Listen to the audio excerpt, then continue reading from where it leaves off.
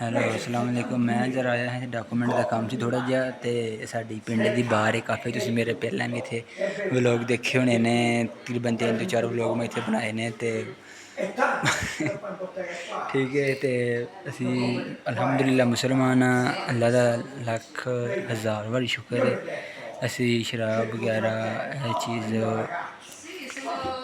P की सोच भी नहीं सकते तो बाकी जेह्ड़ा इत्थे असी पी सकने गर्मी है तुसीं देख सकते हो।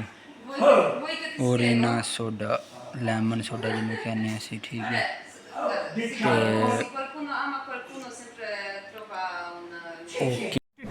अबे जल्दी बोल, कल सुबह पनवेल निकल। होया पिंड आए हैं असी कम से ज़रा नहीं होया छुट्टी मारी कलियारी तो अज ना कलियारी कैंप चो वापस इत्थे आया विला नवा फोरो विला नवा फोरो दी बार है तो हम बस का इंतज़ार कर रहे हैं।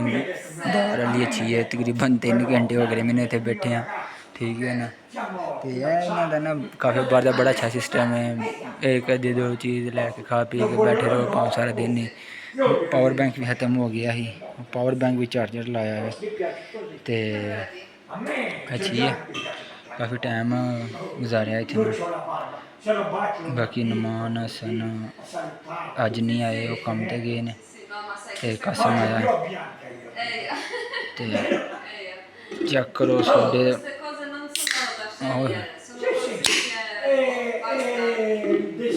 बहुत ज़्यादा मुश्किल है प्रदेश के विच रहना भाईजान कोई सौखा काम नहीं है। शुरू तो जी स्ट्रगल होंगी उदू तो बहुत औखा होंगे समझ लो जिमें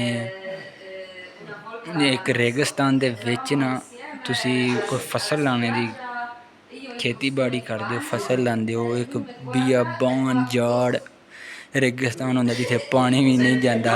प्रदेश की जिंदगी लाइव बनाने बिल्कुल सेम टू सेम है जी है।